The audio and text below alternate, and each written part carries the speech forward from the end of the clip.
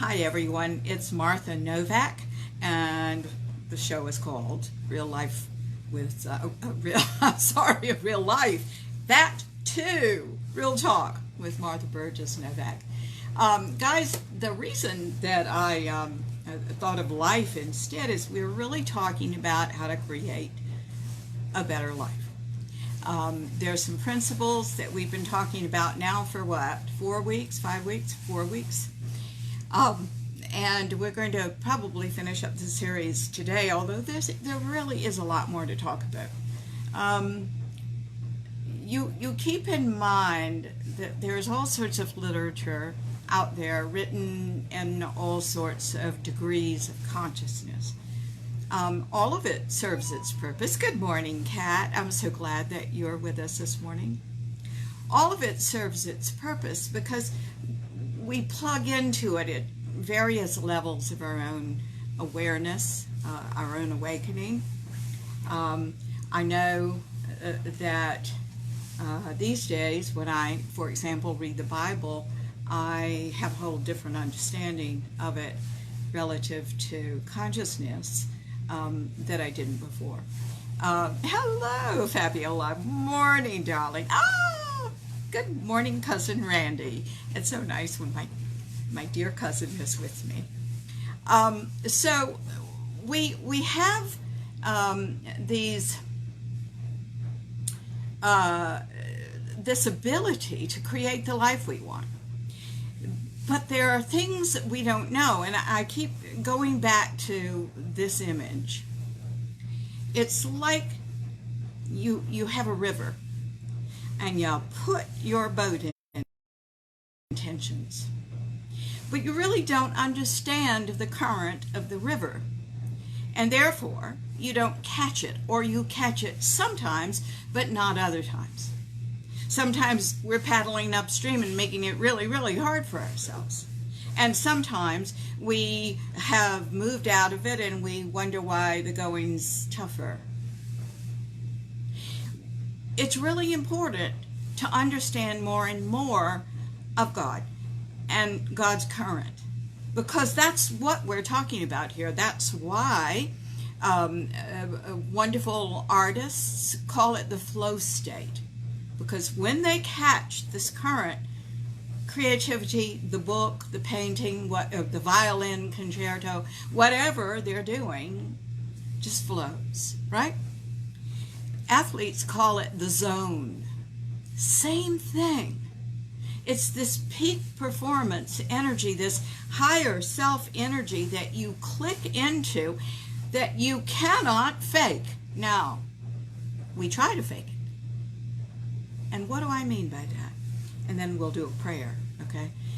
We fake it because there is two paradigms here. So if you want to write these things down, it might help you understand that.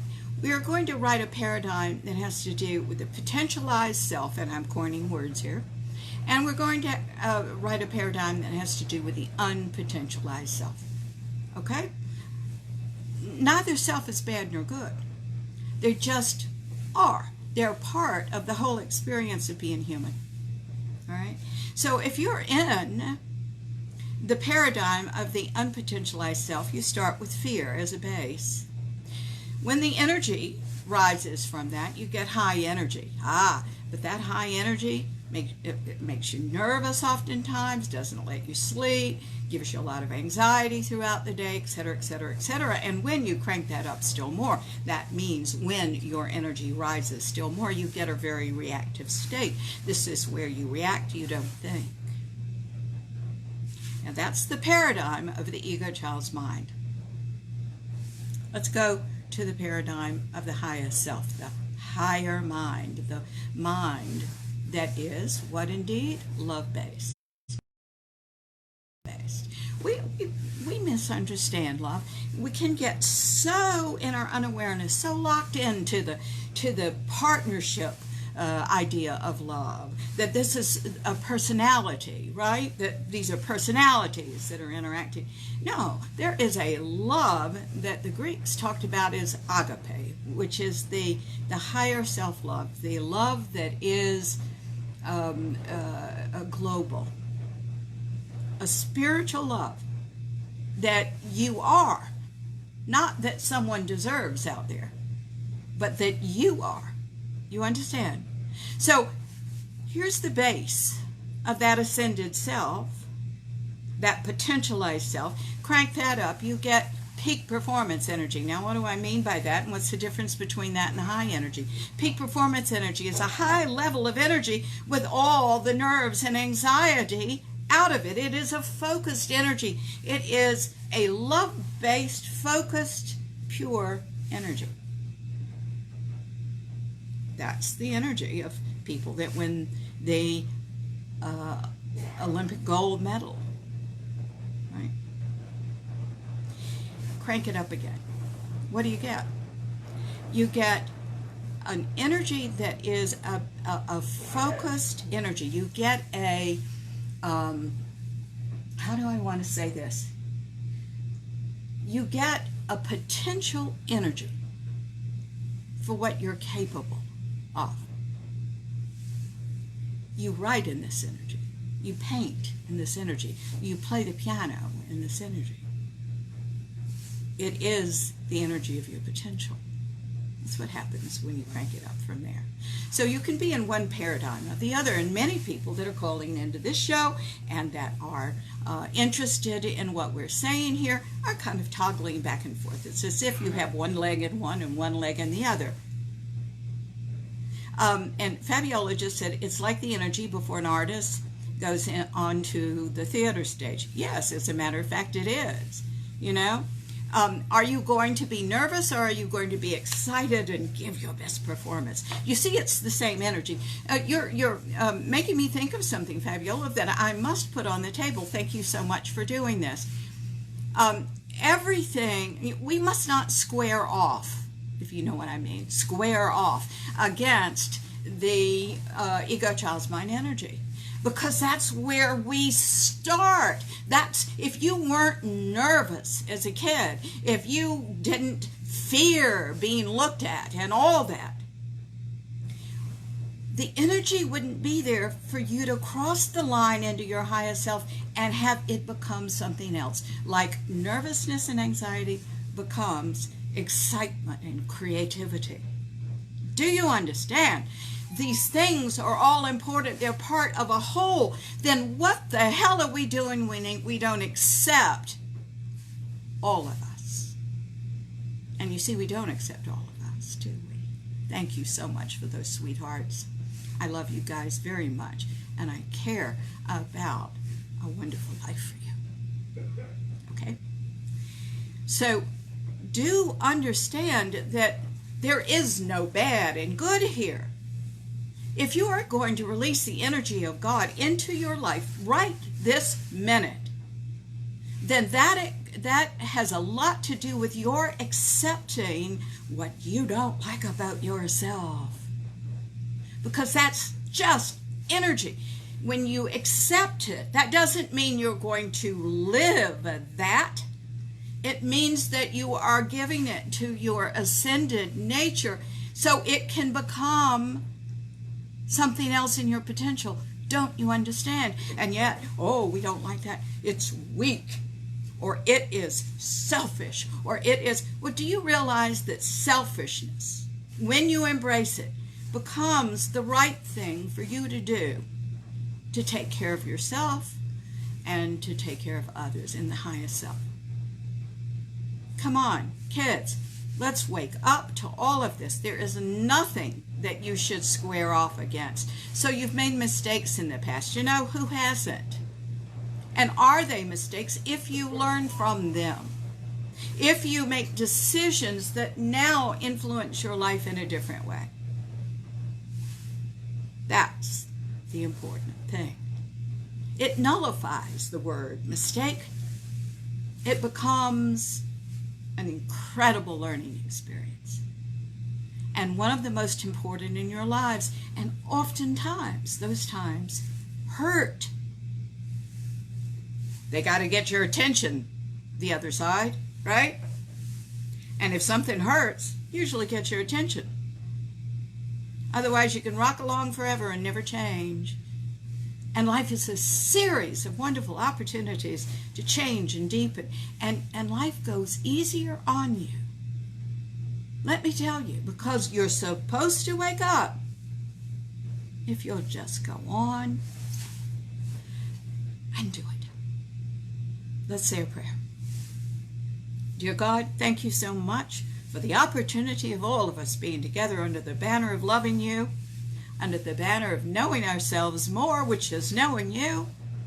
And we open our loving natures and our highest self to receive this information, that we may see, hear, sense, and know what you would have us do. We open ourselves to that. We know that it is love-based and kind and helps us and our fellow man, even if we don't see how. We open ourselves to the love that you are and the opportunity herein to find out who we are on a deeper level and to use it and to live it. We are talking about a lifestyle here, and we open ourselves now to the truth that lies in your enlightenment. We thank you so much, dear God, as we embrace this. We say we know nothing, for it is you through us and through all things that know it all. We ask to be very much in touch with this beautiful highest self of all of ours, that we may live in grace, create grace, and be grace itself. And so it is. All right, kiddo keens, let's get going. I want to backtrack just a little bit.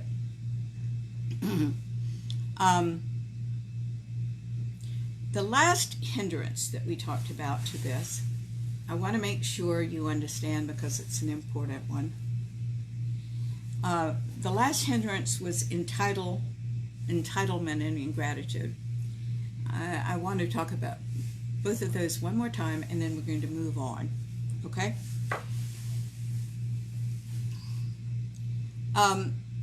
Most of the time, there are a lot of people that feel entitled that really feel the opposite.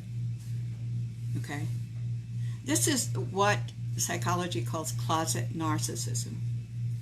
It's still narcissism. It's all about you. Ah, hey, Pat.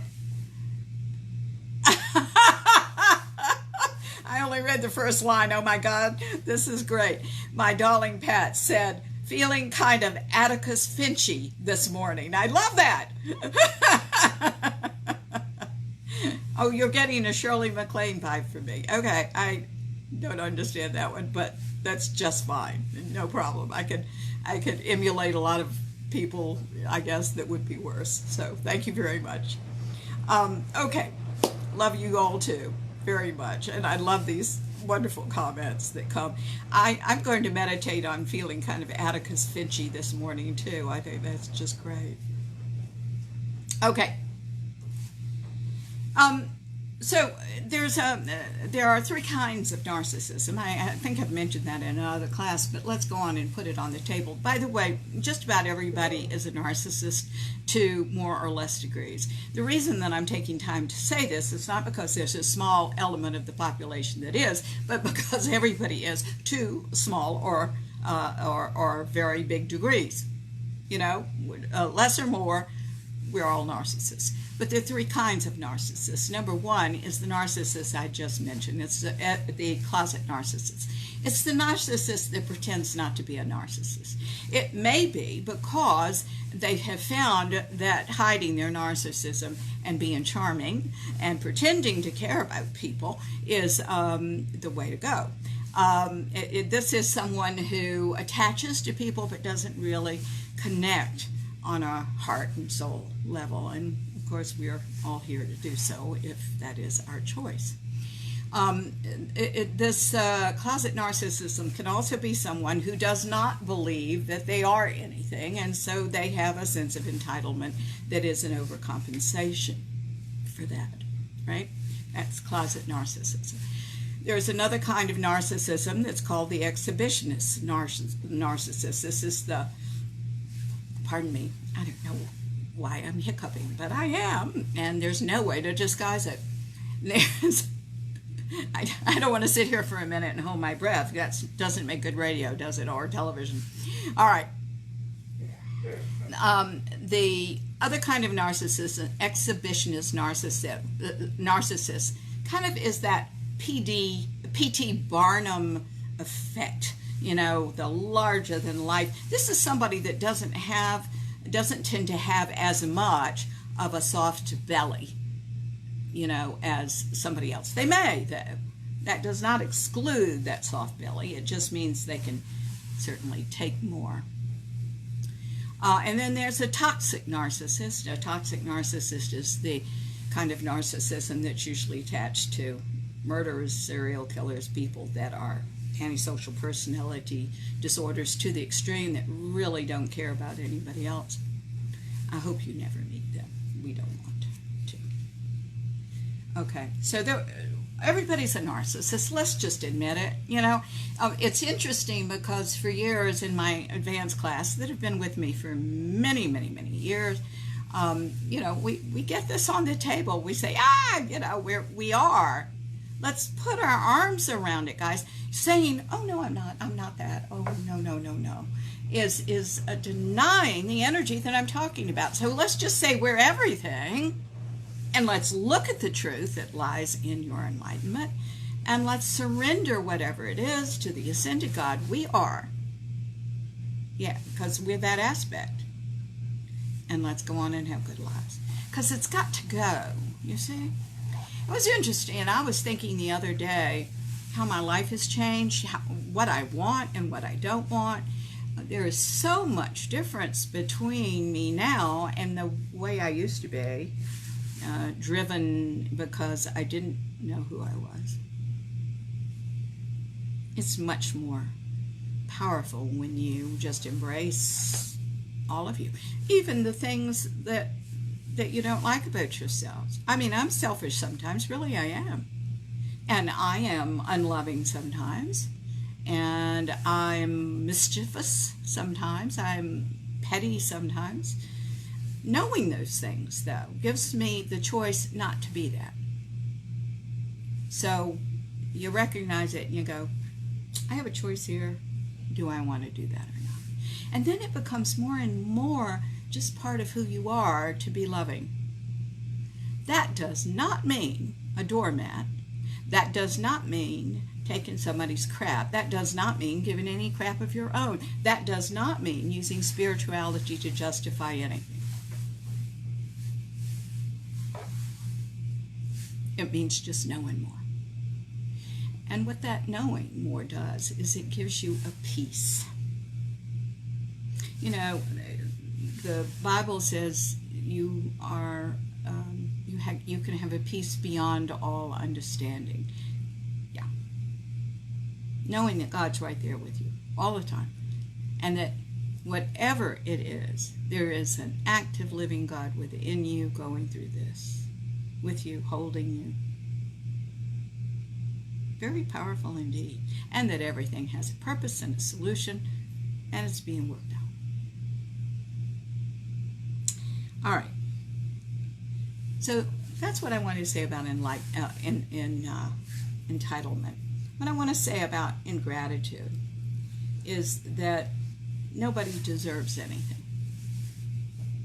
Deserve is not a word in consciousness. Now, I said this last week, but I'm going to say it again. That word, deserve, is an egoic word if anybody ever heard one. Okay? In consciousness, nobody understands it because you were born with everything. You were born with how much money do you want?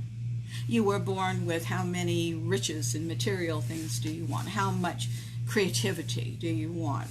You were born with this. But Man has this divine ego that limits you. And it's not the ego, it's the ego child's mind that limits you, that says, I'm hurt, I'm not going to do that anymore, I'm not going to trust people, I'm not going to. Well, your blessings come through people, do you know that? Many of them do, either through you or through others. What are you doing if you cut that off? Not a good thing. So, nobody deserves anything. You were born with it. Throw the word deserves in the trash can and start using what you got. Hi, Jerry. I'm so glad that you're with us today. So you want to use what you have. Now, what do you have? Well, the formula that I keep telling you about every week to manifest anything you want is what? Desire plus knowingness that lives in expectation plus any action you are propelled to take either from the inside or to follow up on from the outside equals the manifestations of your desires every time. That formula works every time. Problem is, you're weak in certain parts of that. Generally speaking, you are weak in the knowingness that lives in expectancy. So everybody, get to work. Sometimes people are weak in the action part of it because they may have a great opportunity they never follow up on. That's weak in the action part of it. All right? Some people confuse themselves and say, I don't know what I want. I don't know what I want. Yes, you do. That's just bull. And we addressed that 2 or 3 weeks ago, which is you do know what you want. You know the elements of what you want. You just don't know the name of what you want sometimes. Okay, sometimes you do.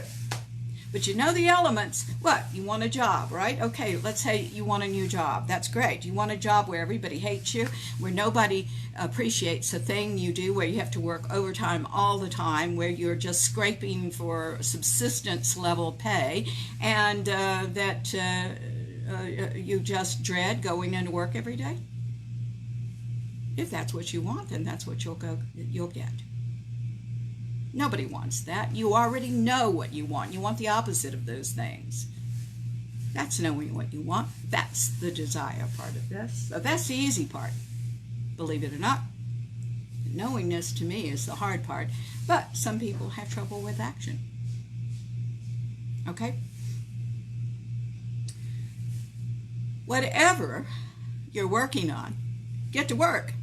What is that old adage that was the Chinese adage? The best time to plant a tree was 20 years ago. Second best time is today, right now.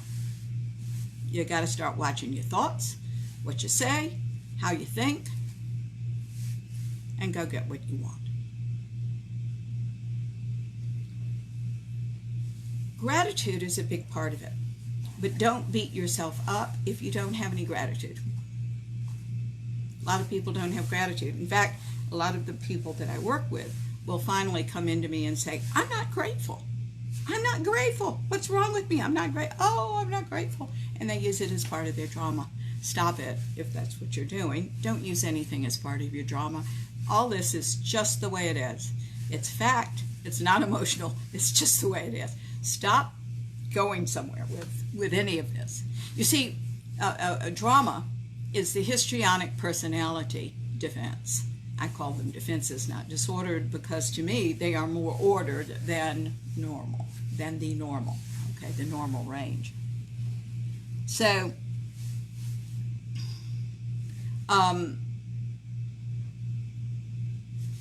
drama is created a lot of different ways. Drama is created oftentimes because you came from a very dramatic family. Drama can also be created because you keep all the drama inside. You don't overtly express it like the family did. There's a drama going on inside, though. This is a real important thing to address and to get rid of. The reason I say that is sometimes people, if they let it go on long enough without any challenges, believe it. The drama isn't a good thing to have. It makes you old before your time. Let's not do that. It also confuses you about what the truth really is.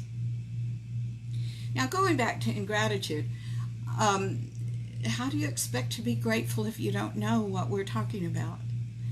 How do you expect to be grateful if you are not sure of God, and that that's all you are, and that the ego child's mind is being addressed and challenged, and you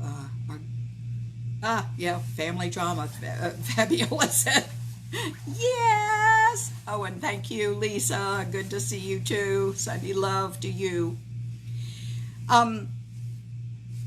Gratitude is really important, and it's something that is going to open in you the deeper you go. And I'm going to talk about that today to finish up our talk about this. At least I think I'm going to be finishing up today. One never knows. But we want you to realize how important gratitude is going to be in the scheme of things. Gratitude, when you go into your highest self and you're pretty much living the aspect of the ascended God through you, what happens is you're grateful for everything, and you're grateful all the time.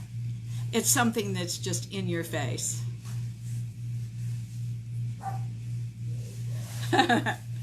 Thank you, Fabiola. The gratitude it becomes very important, and it becomes honestly kind of a fuel for the highest self and for the rollout of more and more gratitude and love. Everything is how do I want to say this? Everything perpetuates itself. So it's the perpetuation of the perpetuation. You can also have rage be the perpetuation of the perpetuation, or blame, or self-blame, or shame, or you can use anything. But on the highest level too, when you open up more and more, wow, gratitude becomes a perpetuation of itself, and of thinking loving thoughts and appreciating everything. Now, gratitude is important for this reason. Gratitude is about opening the channel. It's saying it's beyond me. I didn't do this.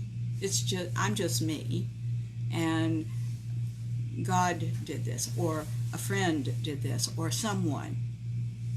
It's a way to connect with the oneness, with all life.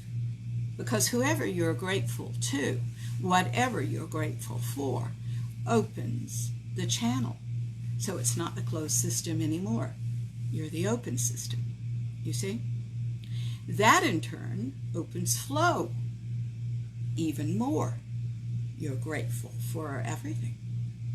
And here comes more flow, you see? So it opens the surrender, saying, here's my ego, I didn't do all this. And that opens the flow state. So it becomes a wonderful way to perpetuate a great life. And that's why I think more and more we must open ourselves to these deeper levels of who we really are, where, by the way, gratitude exists. Don't fool yourself. I'd rather a client come into me and say, you know, I'm not one bit grateful, than pretend they are. Because you can take this and make it fanciful. You can make it part of your fantasy that, oh, you're so grateful, and God is so good. But you let something critical happen to you, you let something, one of life's big stressors happen to you, we'll see whether that's real or not. And I would rather you make it real before you get there, because life happens. We have someone calling in right now that is a 607 exchange. Let's go to who this is, if we can bring them in. Hello, this is Martha. To whom am I speaking? Hello. Hi, this is Nicole from New York. Hello, you're calling from New York. I used to live there. How are you? Are you in Manhattan? No, I'm outside of New York City. Outside of New York City. Well, that's a good place to be, because the city got to me a little bit. It has so much energy to it all the time. You know, as a sensitive, it was a little tough for me. Well, what's your first name? Yeah. Nicole? Nicole. Hello, Nicole. I'm so glad to talk with you. Well, dear, what can we talk about? You can certainly give me a comment or a question or anything you've got. Well, what do you see about in the next, how's life going to be like, what's it going to be like for the next 3 weeks? What life will be like for you in the next 3 weeks? Is that what you said? The next 3 weeks, yeah. Well, there is no time. So what is that 3 weeks about? So, that's the rest of the month, isn't it? What, darling? It's the rest of the month, isn't it? Oh, it's the end of the month. Yes, but there is no month to Spirit. What you're asking for, darling, and this is what I'm just trying to teach here, what you're asking for, you're already coming from ego. Because you're putting 3 week on it. There's no 3 weeks. There's no month. There is you in Spirit, and I can pick that up. But these 3 weeks, that's just not where you need to be thinking. I have people come to me all the time and they say, I've given myself till the end of the year to create this. I've given myself to the end of the year to, and it's like, why? If God is giving you everything and wants to give you everything, why are you putting any kind of time limit at all? Why don't you just do what you need to do? And this is what they're saying about you, Nicole. You need to. This is what they're saying right now, okay? Right. What they're saying right now is that you're looking to the outside and you're not looking to the inside of you and staying open and creating what you want. There's a little girl quality in you where you're expecting somebody to come along and make this right, and this isn't about that. It is about you in the right frame of mind. And I heard that just as clearly as anything. Okay? So I need you to get your attention on you and on being holding a sacred space and being open and being positive, and stop being so afraid that you won't get what you want, and just stay in that part of you. Because the one thing that goes on, however life unfolds for you, is whether you can live with yourself, and you're abandoning that to look at the outside and want that to happen for you, instead of creating it on the inside with the quiet knowingness. Do you understand? Yep. Good. I like to be in a good energy, a good mood, and a good attitude. Yeah, but what they're saying right now, darling, is that you often, excuse me just a minute, you often think very negatively. You struggle with negativity.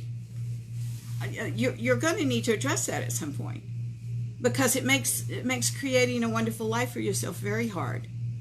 You think negatively. So that right now I'm having a good day. I got the door open. I'm looking outside. That's wonderful. It's always nice to connect with nature, but you need to connect with what you really believe, even if it is negative, and surrender that, because you're kind of working against yourself here. How do you expect to create something wonderful if you're thinking negatively all the time? And if you don't know you're thinking negatively, and I think you do, I think a great deal of it is known by you, but you're not addressing it on the level in which you need to address it and get rid of it once and for all. Because if you're thinking negatively, however unconsciously or consciously, you're just creating more of that, more of the idea of lack. You see? Okay. Are you in relationship with someone? Or is this just a wannabe relationship? A wannabe relationship, is it? Is it a wannabe relationship or a real relationship? Yeah. Wannabe. It's a wannabe. That's what I thought. Then I say with all my heart, you better get going on you, because you are a child mind and you already think real negatively about everything. How's that going to work for a relationship if this ever comes to fruition? I don't much think this relationship is something permanent. I don't. I wish I could say it would be, but you're not creating it in the right energy. So if you want to create it in the right energy, you better get to work on you. I'm dealing with the negativity right now. Good. Well, you know what I'm talking about then. I am delighted that you are. Yeah. Good for you. Because it really does need to be addressed, sweetheart. There are deep roots. I mean, there's every reason in the world for you to think negatively. I give you that. Okay? The problem is that's really not where you're going. So we really have to challenge it. Understand? Yeah. Good for you. Well, good luck, sweetheart. I please stay in touch. I will be interested in how things turn out for you, but go on and address that, because you're creating in lack and you're trying to create fullness from lack, and that's not going to work.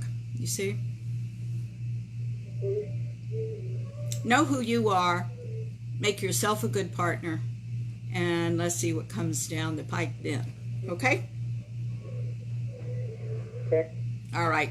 You take good, sweet care of yourself, darling. Stay well, all right? All right, thanks. All right. Bye-bye. Okay.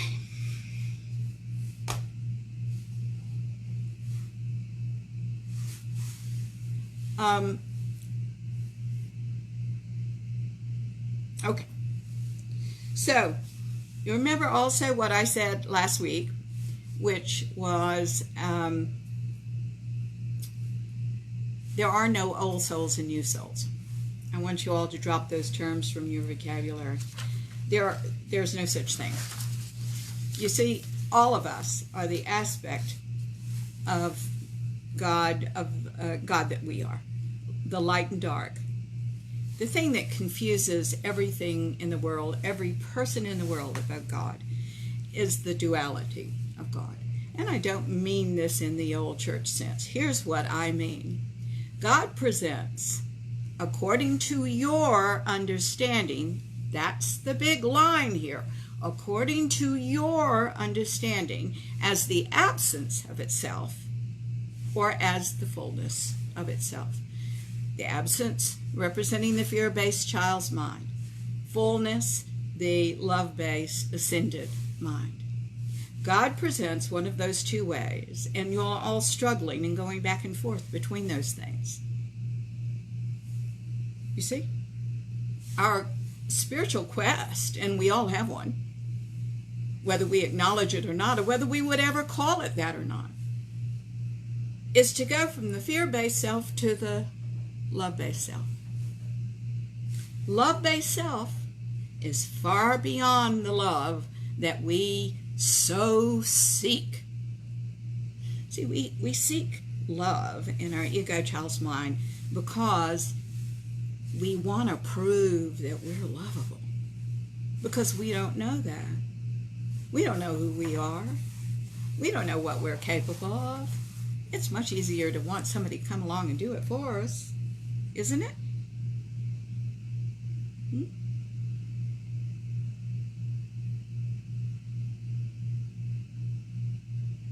But that's never going to happen, because it's not supposed to. That's just not supposed to happen that way. We're supposed to find out about who we are, create from that. We're supposed to know how to care and nurture for ourselves. We're supposed to be mature, healed, child, adults. We're supposed to be more and more and more loving. And I think one of the really powerful things that happen in partnership is that any kind of partnership, whether it's created from lack or fullness, is is difficult. And it's going to challenge the parts of you that are still unloving. You bet it will. And most people don't know how to work through that. What do? They shut down, they sweep it under the rug without ever acknowledging their feelings and their thoughts and what they do. They carry resentment with them all the time. And in 10 to 20 years, they've got this nice pile of crap under the rug that doesn't have a name anymore because those times are past. They just have the resentment and the rage with it, and they either have to live like that for the rest of their lives, they're going to have to divorce, or you're going to have to do some work on yourself and get rid of all that and go on and see the larger picture and become that loving self. Better to do it now. We've got several calls here. Let's see. We've got let's see. This is the 901 exchange going to you. Hang on just a minute. Hello, this is Martha. I'm talking to 901. What is your name? My name is Lenise. Lenise? Oh, pretty name, Lenise. I like that name. Thank you. Okay, darling, what part of the country are you calling from? The South. I'm calling from Tennessee. I'm sorry, can you speak up, sweetie? I couldn't hear you. I'm calling from Tennessee. From Tennessee? I'm talking to you from North Carolina. You and our neighbors. Okay. Okay. What can I do for you today, Lenise? Well, I can hardly put it into words. I'm just going through some difficult feelings and thoughts and loneliness and But these aren't new thoughts. These are things that you've had forever. yeah, Yeah. it's been going on a long time. Been going on a long time, sweetheart. This has been part of you. The thing is that you've identified with them now. They crossed a line. And let me talk to you about that line a minute. And this is what I mean. When you are, the first thing that happens to you is you say, I feel these things, which is what you said to me on the phone. But because these have been going on so long, they've crossed a line and they have become, I am these things. That's the problem, because you are far more than what you've just described. But you're telling yourself this is all you are. And this is all you see in you. And darling, there's a big old hunk of you that is creativity yet to be explored. You haven't even begun to explore certain aspects of you. Do you understand that? You feel that? Yeah. Yay! Good.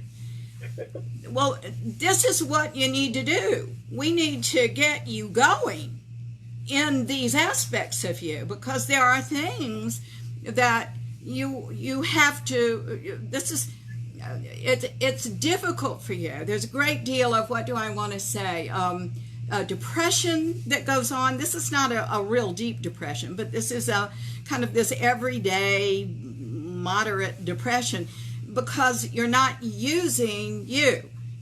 Perhaps you need to learn how, in these aspects of you, to use you more.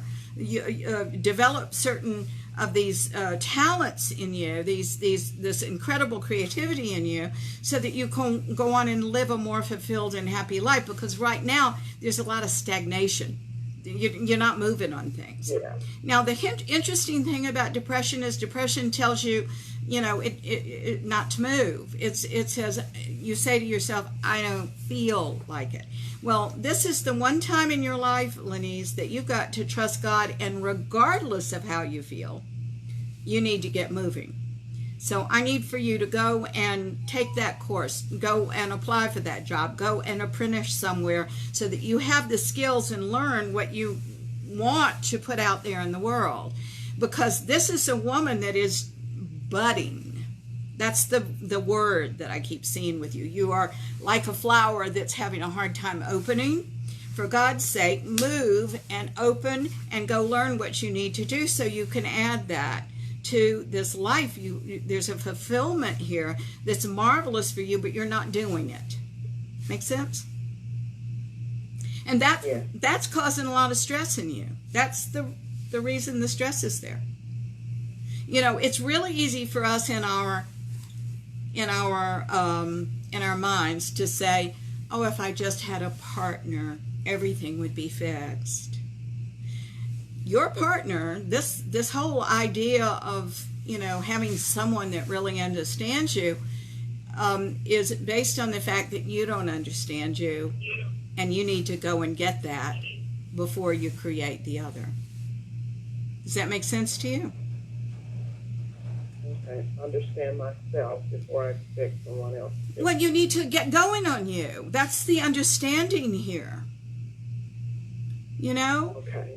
Do you know what you want to do that you haven't explored, that you haven't developed yet? Do you know what that is? Well, I'm not sure exactly what it is, but it's something to do with using my creativity. It is. I guarantee you it is. Let's say this. When you were like 13 years old, and the reason I always ask that, and I'm saying this to the whole radio audience out there, the prepubescent time, you know, 12, 13, 14 years old, very important time in your life for restless energy. In that restless energy, we usually start thinking, daydreaming, or acting on what we like to do in the world. We'll write, we'll paint, we'll play the piano, we'll do something, and then we'll forget about it later on. But we need to go back to that time of 13 and 14 years old to say, what were your interests back then? Because that's where these interests that are undeveloped lie. What were you interested in 13, 14 years old? My goal was to be a fashion designer. A fashion designer. What happened along the way, darling? Clothing. What? Oh, something happened and I stopped. Okay, something happened and you stopped, which, by the way, is generally the way. So, Lenise, there's nothing to stop you now, is there? Do you sew? No, I'm not sewing. Do you know how? I think I started initially and I stopped doing that. Okay, if you were interested in developing this, and again, you wouldn't have the desire. I have taught actors for years, Lenise, and they come to me and they say, do I have what it takes to be an actor? And I'll say, look, you obviously have the talent or you wouldn't be here. But do you have the guts? Are you willing to go down there emotionally and bring up your guts and lie them all over the table and let people pick through them? Because that's acting, you see? So what I want to say to you is this fashion designer thing, this designer, is in you. But I don't know many designers who don't start out sewing. So if I were you, I'd go and learn to sew. Either take a course, find a friend that sews really well, start doing that. Start designing your own lines. Dress yourself and other people in them. We'll all buy them. Put them on Etsy, you see? And let's start the wheel going. You understand? It's just sitting in the mud right now, and there's nobody to, come on, let's get going. And we want to do that. Now, if there's something else, when we get off the phone, I actually want you to think if there's anything else that is on your mind that you wanted to do other than this. If this is it, then you go back to sewing right now and you learn to get really good in that, and then go design some stuff.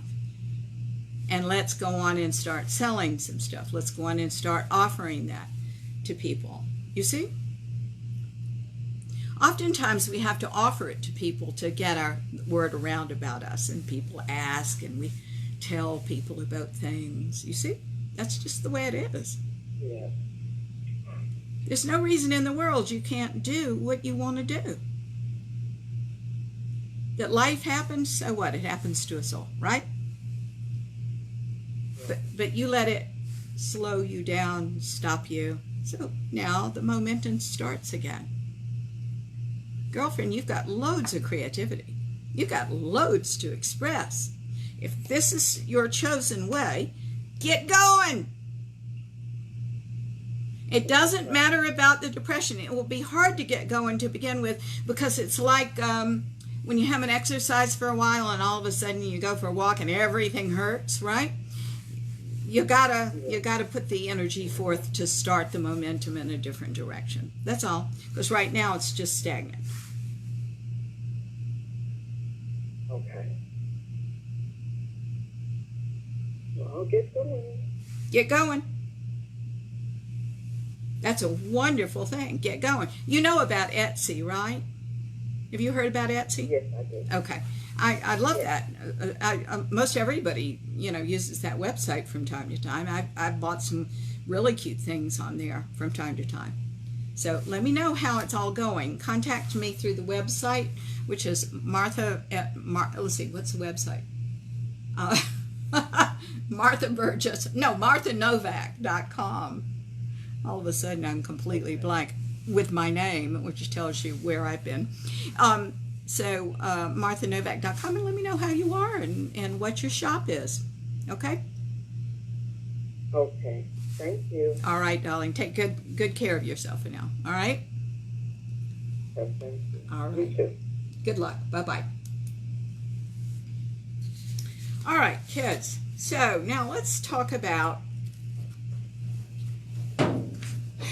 this.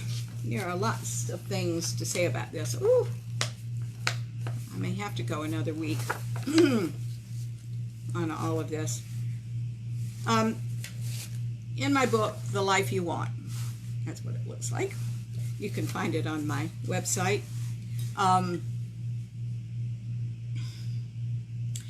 This book is a hard read for some, and don't let that put you off. Pick it up, read it, put it down, pick it up, read, put it down.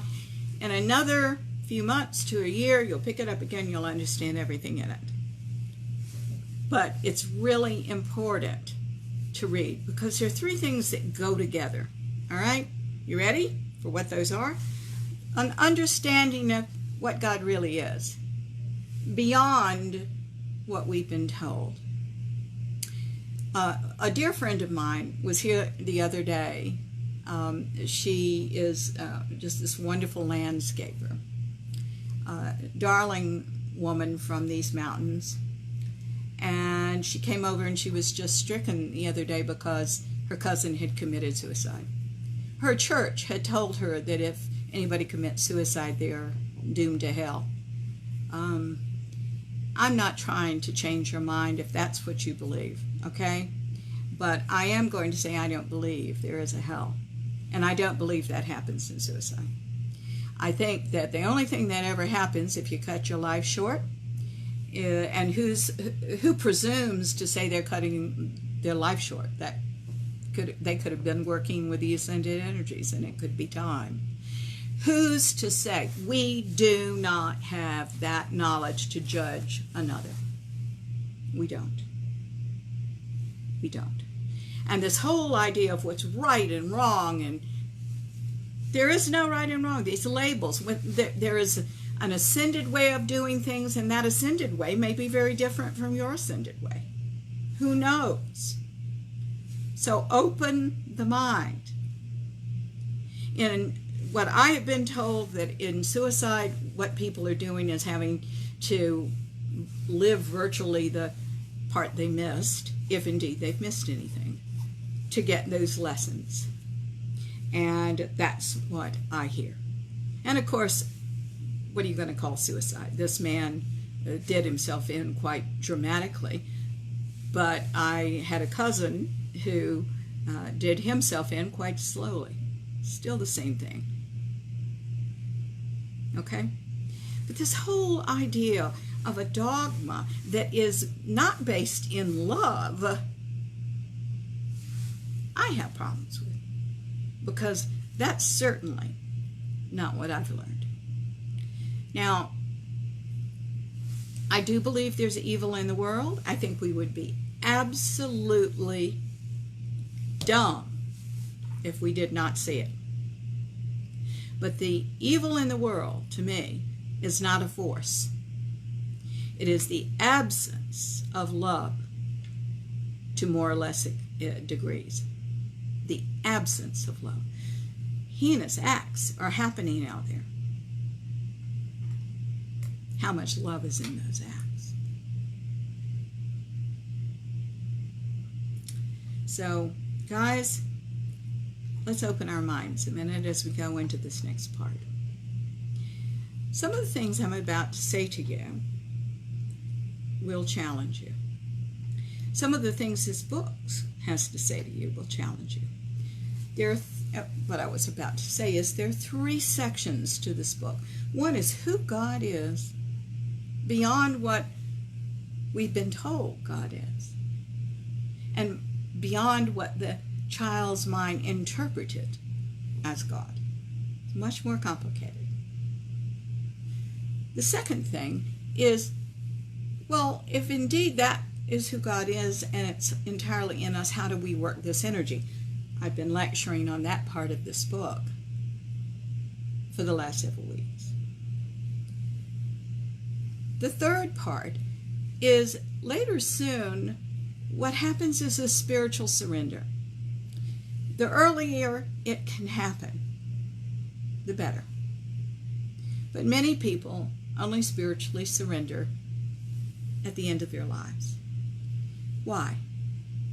Because they believe that their ego, child's mind, is going to save them. They've relied on it all their lives. They never entertained the idea that there could be a current that they could catch and stay in.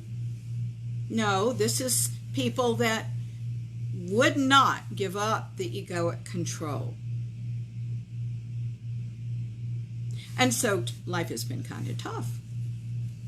And they've learned to control more when life gets kind of tough, because it never would occur to them to look elsewhere. And they're on their deathbed and they linger because their ego is supposed to save them, the ego child's mind. And I'm going to tell you, death's going to win. Death will win. Just the way it is.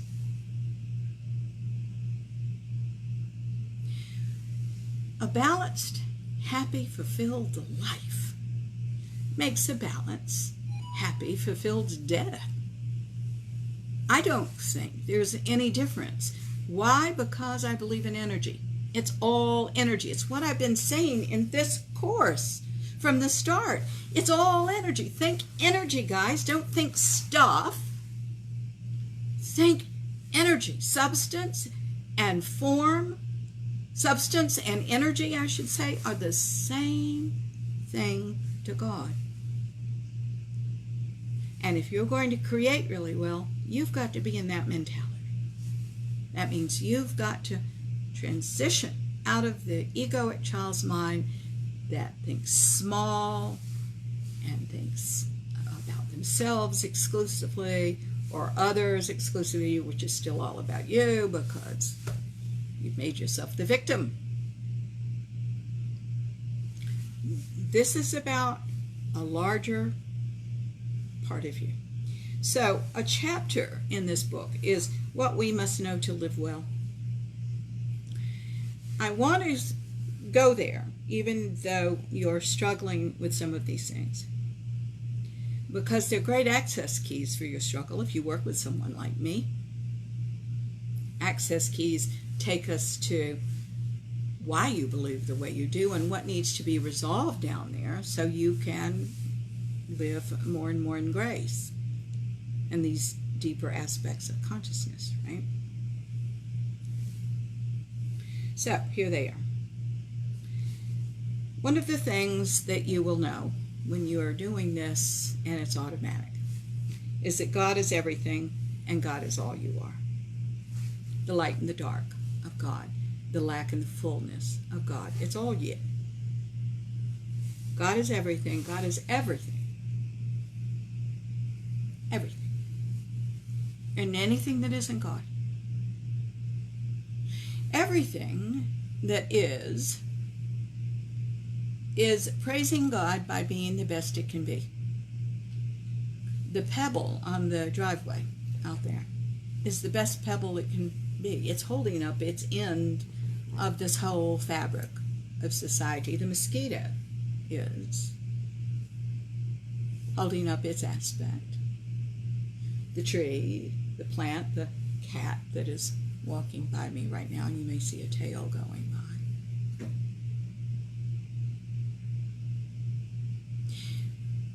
But man can interfere with that. An aspect of man, the egoic child's mind. Because we're supposed to be able to have the journey. That doesn't make us better than or lesser than anything else. Because everything praises God by being what it is. And you too praise God by being what you are. The very nature of the journey that you take, or by the way, don't take. Because if you learn a lot from an absolutely awful life, and I say awful because of, the terrible things that can happen out there. Am I saying somehow that that's not right or wrong or not perfect? Of course I would not. But we all do have the ability to create our own stuff. We forget that. We forget we belong to each other, and we forget that we create our own lives. Don't forget those two things. Please. God is everything. Know that God is the egoic child's mind. Know that God is the highest self. Know that this is your journey. Have mercy on yourself, but don't stagnate. And don't stay where you are. And don't make excuses for yourself, and don't lie to yourself. When you start with me, if you are ever interested in working with me or with my team, I'm going to tell you right now, we will allow a lot of things. You get to stay exactly as you are, but don't you lie to yourself. We're not going to allow that. Face yourself. Understand what you're doing. You can keep doing it until you don't. No problem. But tell the truth. Many of us do not tell the truth to ourselves. And we've got to learn to do that. So we're going to show you how to do that. Okay? Honesty, self-honesty, emotional honesty, real important. Critical, as a matter of fact. Okay. The second thing that you need to know to live well is that consciousness is entirely supporting you, and everything is working for your ultimate happiness. Consciousness is another word for God. I use the big C for the word because there is consciousness with a little c, which is what's your consciousness right now. But what we do here is access that big C, that big E, enlightenment, which is those advanced levels of consciousness. It is entirely supporting you. Now, what happens when you have come from a childhood? And by the way, every single child on the planet believes in lack. Everyone.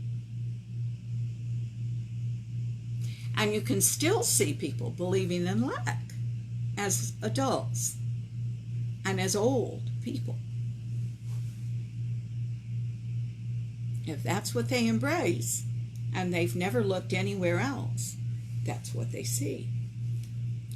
But I'm here to tell you that when you take a chance on spirit and when you start doing some of this work, you start seeing things that you might describe as miracles in your life. And it's entirely supporting you. Of course, you're going to get what you want. You've asked for it.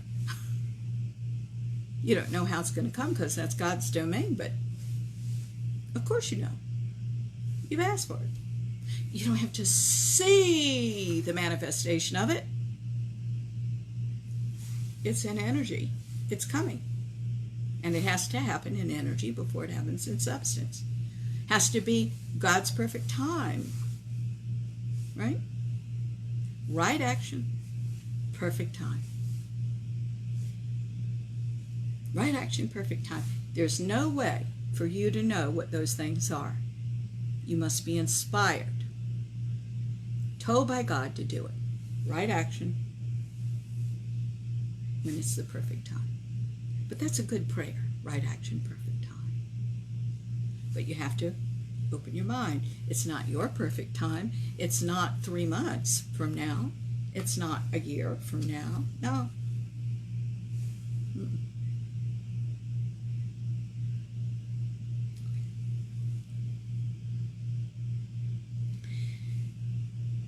I've noticed, because I've worked on myself for years and years and years and years and years and years, my own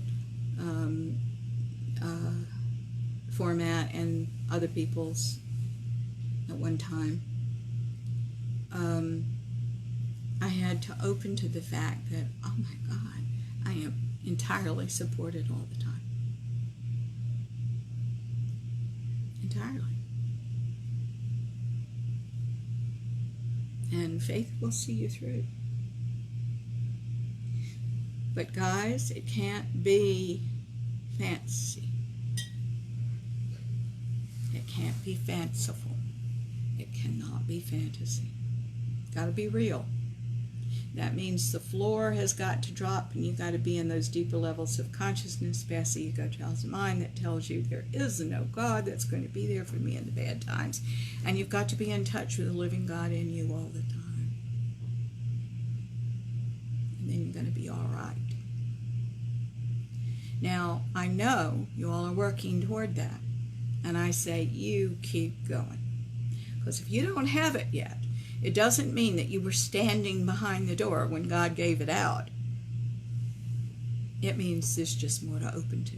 And keep going, keep going, keep going. Do you get tired on this spiritual journey? You know you do. There were a couple of times that I got tired, really tired. Considered not going back to get the next level. And those were always breakthrough moments. Don't you stop. Okay. Third one. God is the chaos and the order. God is the chaos and the order. The known and the unknown, the seen and the unseen, the manifested and the as yet unmanifested. God is energy. God is energy. It is the child's mind that says we have to feel good to be in something profound. That is not true. The child mind says when I feel good, God's right here, like Santa Claus, by the way, or like a doting daddy. And when we don't feel good and when something awful happens in our lives, God's abandoned us. There are even religions believe that. That's so much bull. God is the energy. And life happens, guys. Life just happens. It happens. We're supposed to go to the height of joy and ecstasy and bliss to the lowest point and everything in between because we're human and we should be feeling it and we should be using it in some way, our knowledge that comes out of this to make the world better. In our way. See, nothing can come out of anybody. I can't do for you what you would do. Because it's got to come out of you. Just like whatever I'm doing has got to come out of me. You understand?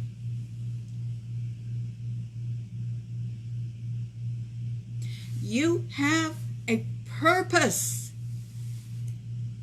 And the anxiety comes when we aren't doing that, when we aren't exploring that, when we're not finding out what it is. Because movement takes us to the steps that make it possible. So you take a step, and let's say you take a class in something that you know is something you need to do, and the class doesn't make. A COVID-19 hits. And you go, see, this doesn't work. When God's just wrangling you over here. And it's the negative thinking that does it, isn't it? This absence of God. Look, if you don't have what you want yet, you're not at the end. I'm going to tell you that now. If you don't have what you want, this isn't the end. So just continue to say, God, I know this isn't the end because I don't have what I want. I want this. So let's just keep going. Show me more. Take me there.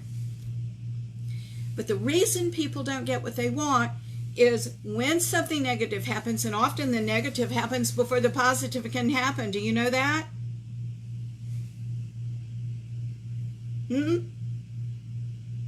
I know a woman who had a car crash, and she had been feeling bad for a year, 2, 3 before that. Nobody could find anything. She had a car crash, pretty serious car crash. They found that she had lupus. That's what she wanted to find, so she could start taking care of herself in a positive way. If you think, oh my God, that's all so negative, then you have some work to do. Because if then she made the decision, and I don't know about her because she wasn't a client, to take very healthy, positive steps in that direction, even thinking outside of the box, in the box, outside of the box, it's all there to help. She could feel better. I need for you all to stop thinking in terms of, oh, something's going to hurt me or something's going to be good for me. It's all life. You set an intention and you go for that intention. And you're not finished until you get it. And you get resilient mentally, emotionally, physically, and spiritually along the way, and you deepen in God, and you know that there's a living God working within you all the time. All the time.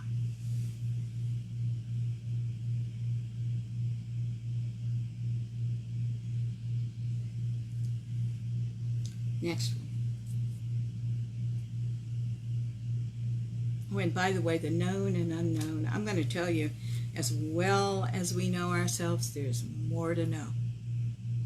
Isn't that exciting? There's more to know. And often the things that are locking us up. Oh, yay! Thank you. That says Martha Novak heard me. Please identify yourself, because is that Jim? Or is this who you are? Because I always see that you are tuning in on to Martha Novak. It's weird hearing from myself. Okay. The known and the unknown. Guys, there's always something else to know about yourself. I'm finding out about myself all the time. Every few months. Oh, it's Trace. Okay. Hello, darling. My dear friend Trace is using my computer at home, so that delights me at another home. All right. Known and unknown. Guys, there's just more to know. And often the things that's locking us up is what we don't know. So keep going. Just keep opening and opening and opening those doors. and you'll find out that all things really are possible. Now, the next one is, this is a creative universe where all things are possible. It is. It's a creative universe where all things are possible.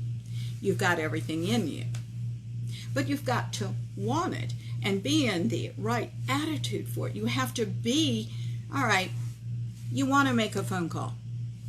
Let's say you want to call a friend, right? But you have all these possibilities to call the wrong number, and you do, and then you wonder why you can't get your friend. Same thing that's happening when you're trying to create. You're calling the wrong damn number. You better be in the ascended energies. You better think like God. You better hold that space. Then you'll get there. But God is not Santa Claus, guys. See, in our child's mind, we kind of think it is Santa Claus. Santa Claus will be good little... Isn't this what the church, early church taught us? If we're just good enough, we'll be granted toys. And not the lump of coal. No, it's not the way it works. We don't earn anything in God. It already has been given to us. We need to open it past this ego child's mind and the negativity and the fear and the jealousy and the resentment and the everything else that's down there that, by the way, should not be there. Let it go. Let it go.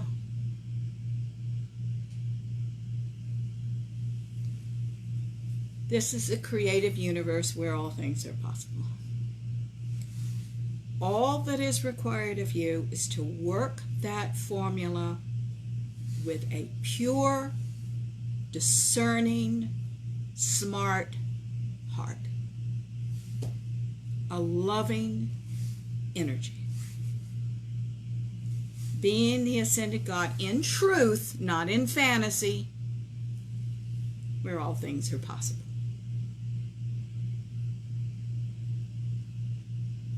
The next point.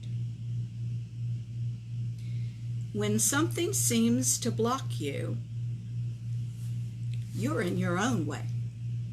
This hadn't to do with anybody else. This hadn't to do with the woman at the next desk that's mean to you. This hasn't to do with your father or your mother or your sister or your brother or the feelings in the family or how you were loved or not loved. It has to do with what you're creating right now in the moment.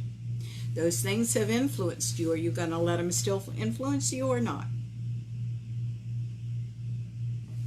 Because here's the truth. You are the aspect of God you are in the energy of lack or in the energy of fullness. Which is going to be. Here's a choice for you right now. God's trying to give you everything, so here's your choice. Either it's a random universe and you're a damn victim and you don't have any control over anything, or God is good and you are nothing but love and you've got to work on yourself and get yourself there fully and embrace the openness there and live a good life and have it all available. And prove that God is right there for you. It's a matter of this. What's your being in? What are you going to do? You better be catching yourself too, guys. Because you're able to do the opposite of what I'm talking about because you're not catching yourself. You're not aware. You're not thinking that this is negative when you have a thought that is negative. It never occurs to you. You think 1,000 thoughts an hour, possibly. That's what science has proven. They're real brainy of you. Think 1,000 thoughts an hour. 1,000 thoughts an hour. If you don't know where those thoughts are going, that's what you're creating. You're creating whatever the accumulation of that was. You got to wake up.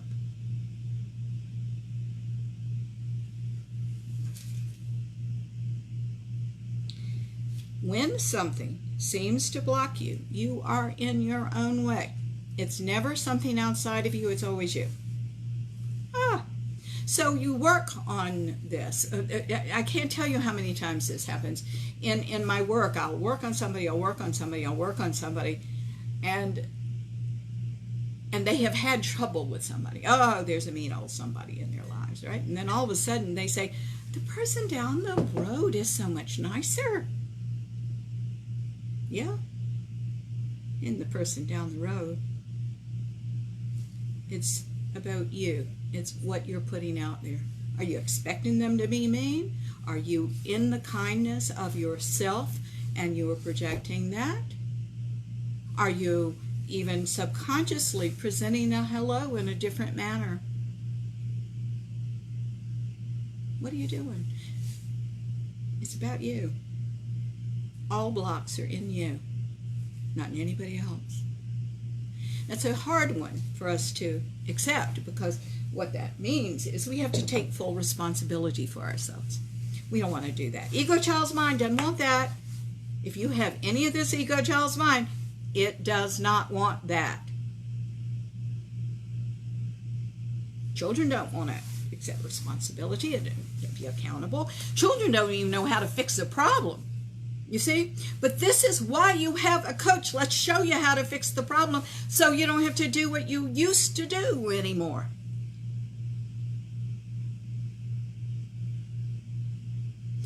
And you'll, when you work with somebody like me, you know, a common thing I hear is, oh, I don't know whether I can do that. Well, then work with me for an hour and I'll show you can do that.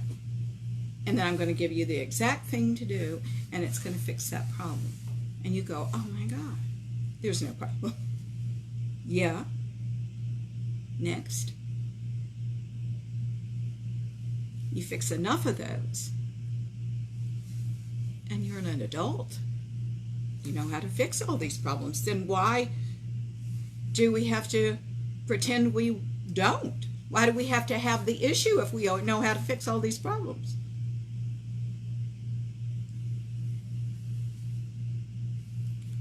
The next point here is that nothing is what it seems.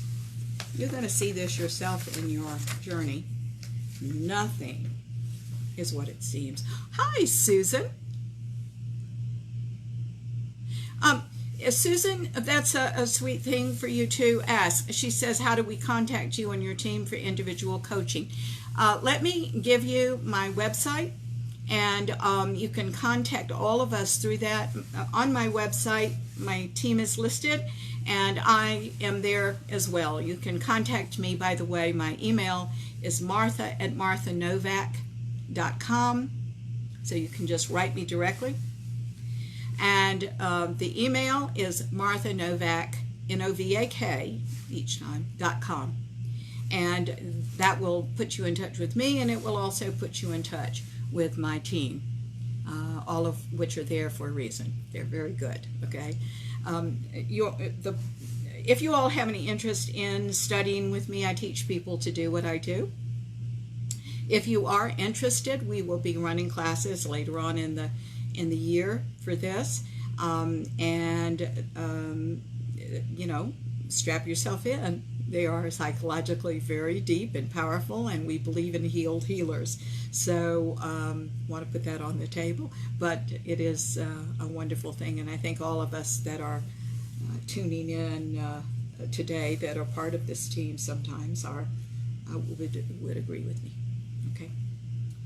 All right, so let's talk about nothing's what it seems.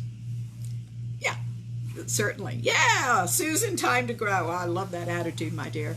Pretty face, too. I see your picture. Very, very pretty face. All right, so nothing's what it seems. Nothing's what it seems. Here's why. As you go on this journey, you really do find, oh my God, nothing's what it seems. There are revelations about your life you never realized. Nothing is what it seems. Keep in mind that all your issues are being thought about by the child in you. That means they focus on what they lack That's what all children do, right? It's all about themselves. They focus on what they don't have. If they had something more, their mother wouldn't be the alcoholic. Their father wouldn't be so angry. If they were just more, if they had more, they were prettier, smarter, better. More ambitious. What consciousness does is it gives you a larger perspective. What happens when you cross into the arena of your excellence, into this arena of consciousness, you start seeing the whole pattern that the jigsaw makes, because you've resolved this piece and put it in place in this one, and this one, and this one, and this one, and this one. And when the whole emerges, what you see is your potential and where your interests are and what you're supposed to be doing, and how your background has given you certain knowledge about things, and who you are uniquely, and what the purpose of this negative thing was, because it serves a much bigger purpose than just to be a little negative thing. Yes, it hurt. I won't take that away from you. Hello, Sean. I'm so glad that you're watching. Wave to you. None of the purposes of your life has been to hurt you. It has been to wake you up, to teach you, to have you think bigger and better thoughts, and to connect with who you are as this ascended God, and to be the channel for that and let potential flow through you to make you and your life and this world and the life of your family and your community and anybody who knows you better. That's what it's been about. And that's what it'll continue to be about. Guys, I'm going to stop there because we have 3 minutes left. I want to thank you so much for joining us. I will probably take next week off. But the following week, we're going to come back and we're going to study what you need to know to live well and the rest of these thoughts as we finish our journey on this. So there'll be another, still yet, another show on this subject, okay? Guys, I can't tell you how important waking up to this is. I mean, darlings, there's no time like now. This is it. We've got to get to work. If you're listening to this show, you're one of the people that's supposed to add light to this planet, and your being here. You're supposed to be a full participant. Now let's figure out what that means, and let's get you on your way. It's a wonderful life. Oh, thank you, Kat. My dear Kat. I miss you, dear heart, but I'm so glad that you're here with me on Sunday mornings. I know schedules are terrible right now, and I look forward to seeing you every week, okay? 90 seconds. Let's do a prayer. Oh, I should say this. I thank you so much for all of you all supporting the show through social media and through word of mouth. We're trying to get the word out that we're here and we're doing this. And guys, thank you so much for sending it out. And I think there's something on Blog Talk Radio. If you like the show, you can send it out to people, but please tell people about us, okay? Let's do our prayer. 60 seconds. Thank you. Thank you so much, dear God, for all of this. We open ourselves now to see, hear, sense, and know what you would have us do as our next step in a wonderful life. We open ourselves to be more aware. We open our awareness on a deeper level that we may see what we're doing and fix it, and see what we're doing and act on it. And we thank you so much, dear God, for the joy of growth and opportunity. We thank you so much. We say this prayer now in your name, in the name of the Ascended Masters, our love-centered guides and friends, and in the name of everybody watching this show. And so it is. Amen. Guys, thank you so much for all of it. Now, there's a good chance I won't be here next Sunday. 10 seconds. Listen to an archive show, but I'll be here the following Sunday. You bet. Take care of yourself. All right? Love ya. God loves you through you. Don't forget that. All right. Bye-bye.